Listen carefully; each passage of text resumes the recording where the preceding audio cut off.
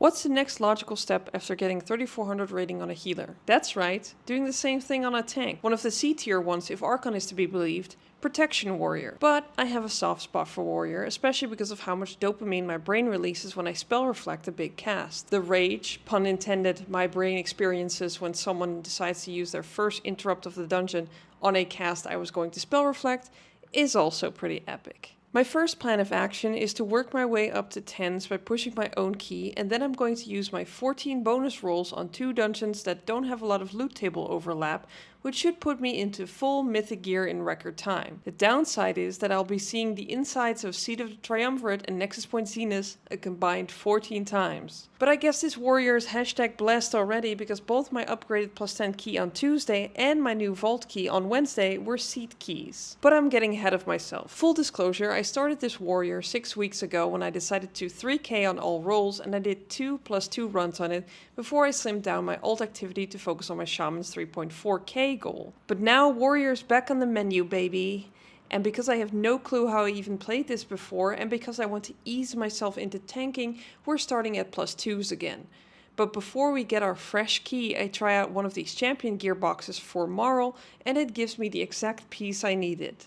Hashtag blessed. So my character is a rebel. Hashtag powerful. The first key is a +2 Magister's Terrace. Look, I haven't done my guides on Magister's Terrace, Pit of Sauron, or Skyreach, and at this point I'm not sure if I will, because as a healer, I don't feel strong negative feelings about those dungeons, except for this hallway of death. But will tanking them change my mind? No. At least not for Magister's Terrace on a 2.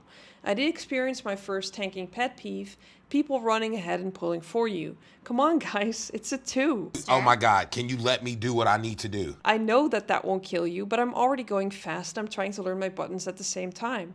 Like, it's not a big deal, but now my pull is all messed up and I'm scrambling to get it back. Like, if you're super desperate to shave off 3 seconds of the timer, maybe dispelling these shackles would help so I can move. Other than that, not much to say about Magister's Terrace. Well, I guess I can leap up here instead of walking all the way around. That's cool. We easy +3 that key and we're on to our next destination, +5 Seed of the Triumvirate. Seed is still one of my least favorite dungeons as a healer, but as a tank, I mean, it's alright, like... There's these champions I need to be wary of, no heroic leap allowed in the first section of the dungeon, and as a warrior, I have a special way to deal with the adepts. The Adept's Void Bash is a magic knockback, which as a Prot Warrior I can, say it with me, spell reflect. It actually does a ton of damage. Healer Sil knows this and is watching Tank Sil fumble the chance to do like 5% of this adept's health bar worth of damage.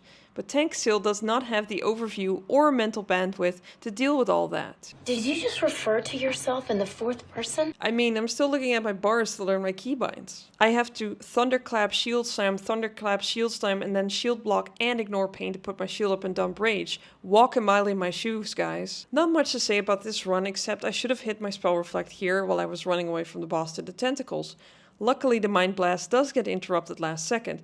Unlucky for future Sil, people using their first ever interrupt of the dungeon on something I was about to reflect back for juicy damage and dopamine will be the theme of the show. Also, I shouldn't be too upset when people actually use their interrupts, I guess. The Seed 5 ends without any hiccups and we've got a golden ticket to a +8 Nexus Point Zenus. We dropped down 2 Harndar celebrations to get this started. It's truly a party out there, and we are down to clown this Nexus Point into the ground. On the first boss, our healer and demon hunter discover Leap of Faith is not a teleport and will in fact drag you through the wall of death. F's in chat. Our run is pretty smooth, outside of the shaman not reading Call for Bloodlust and forgetting to use it for a lot of the dungeon. Oh well, it's an 8. And then we get to Lothraxion. And you know what? I'm glad people are finally actually using their interrupts in this game. But the next step should probably be learning when to use your interrupt. On a Grand Nullifier cast not aimed at a warrior? Oh my god, you stone cold legend, you just saved someone's life. On the wrong Lothraxion clone? Maybe don't do that. Interrupting the wrong Lothraxion, one of the horned ones, triggers core exposure, which does a blast of damage to the whole group and makes everyone take 20% extra holy damage for a minute.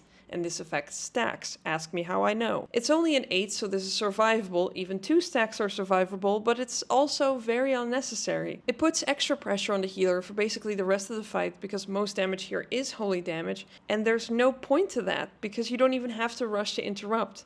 It's safer to just take 2 seconds to find the right clone. We down it, I pass the bonus roll one last time, and my new key is a +10 seat. In my enthusiasm to get my 10s train rolling, I do a big boo-boo here. I forget to invite a Bloodlust class. You are the problem. In my defense, I do play a lot of Resto Shaman and Mage, so the concept of needing a Bloodlust is pretty foreign to me. Anyway, I get distracted calling for Bloodlust, not getting it, and then realizing I'm in fact Boo-Boo the clown that didn't invite a Bloodlust, and I die. Whoops. MB, lol. The bright side is that I'm running this key with my bestie, and she does have drums, aka Bloodlust, at home. Now, a better protection warrior would have invited the Bloodlust class, but they also would have talented into Fearless to be able to dispel the change of subjugation with Berserker Rage. But that warrior is not in the room with us right now. It's learning, Angela. It's learning. Run! I'm also relearning movement, trying not to take a million shots in the back, and being in melee.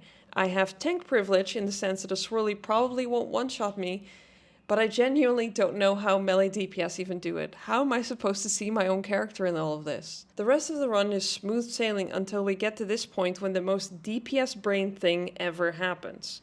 I pull the patrolling Voidbenders into these 2 Shadow Weavers by the door. That's 2 priority interrupts to prevent the Voidbenders from doing massive group-wide damage with their Abyssal Enhancement buff, on top of the Weavers infusing 2 people to an early grave. But most dangerously for a lot of people, the Weavers also open gates that shoot out death orbs in 4 directions. Our Death Knight, who has interrupted 4 things in this dungeon so far, maybe they overlapped interrupts to be fair, starts pinging the next pack of 2 Voidbenders and a Weaver and says, "I have army," which is just really funny to me. Sure, you might do a massive spike of damage, but that means nothing to me if everyone dies to being infused while getting hit in the face by an enhanced Voidbender and taking orbs left and right. It also puts pressure on the healer. When the Voidbenders die, I leap to the next pack, which in hindsight was a mistake, because these packs are quite far apart. Our healer ends up dying because a gate spawns behind them, and we also lose the priest to some orbs, but other than that, we are on to the boss. On the boss, I managed to get 2 successful spell reflects off, and they were glorious,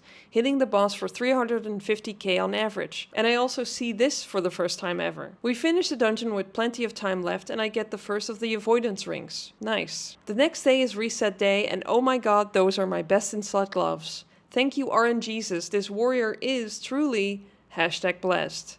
#Rome. #Rome. #Rome, you love a hashtag. And my new key is Seat of the Triumvirate 10. Ew. But also yes, because step 1 in my world domination plot is using my bonus rolls in Nexus Point Zenus and Seat until I'm full of myth gear or lose my sanity, whichever comes first. But now on this second run, I don't have my emotional support bestie Warlock with me. Oh look, nice, a 4 stack with people above 3k that are clearly helping out their rogue buddy. Cool, it's a 10. But oh no, Jody, I've done it again. No Bloodlust. Are you stupid or something? Well, things are about to get a whole lot stupider. I asked the group if anyone has drums, Bloodlust at home. This was my second mistake. The healer says they'll buy some and also says it's a 10. We'll make it. Don't worry. I was in fact not worried, but now I kind of am. My third mistake was not buying my own drums when I was on my Brutosaur mount to get my new flask. Oh well. We start the dungeon, someone dies while I'm gathering. Hey, I probably should have used Disrupting Shout as an AoE taunt. And then we don't Bloodlust.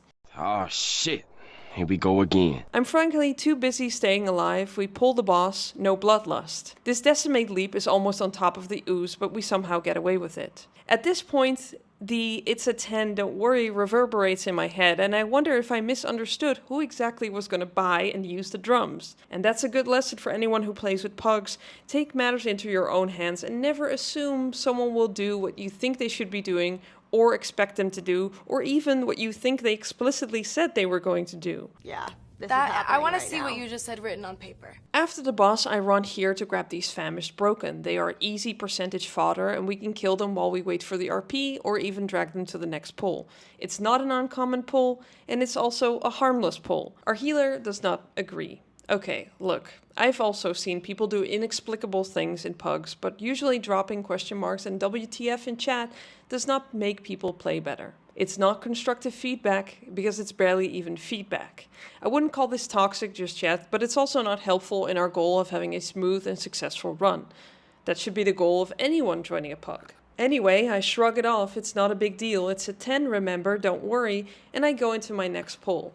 I do type my explanation for why I pulled the famished, which I probably shouldn't have done. Almost 2 whole minutes after I explained my pull and 3 minutes after I actually pulled those famished, and I'll remind you, nothing off script happened, the healer hits me with, "You've been here before?" This is definitely not a helpful comment. What is this comment supposed to accomplish? And while this is not overtly toxic and still minor in the grand scheme of things, I totally understand the tank shortage now. I get why people are hesitant to try tanking for the first time ever. As a healer, I've barely seen negativity directed at me. 2 hours later. You chose to be a Too healer, much right? for you, healer? Wow. Yeah, that's what I was laughing at. And I'm I like- was like, oh, she's not reacting the way I thought she was. Because I'm not reading it. I can't read it, I don't have the time. Maybe because I mostly duoed with my tank bestie, but imagine being a new tank and being hit with this. Coming from a healer that's in a group with 3 other people they know that are also completely silent. Not great. For the rest of the run, I'm on edge, sweating. Every pull kind of feels like I'm doing a big exam and I'm being judged and not, doing a fun dungeon. I ping here to show we're going to stick to the right side to skip this big boy. The goal is to grab this pack with the patrolling big boy behind it, then this pack on the left, and then the big boys before we jump down. Except someone gets yeeted by the tentacle and we pull extra. Now here's more free tank advice that I had to learn the hard way here. Don't drive yourself crazy adjusting your route mid-run when something gets accidentally pulled. And after the 3rd boss, my healer informs me that we are at 99.65%. Okay, fine, I'm cool, I'm fine.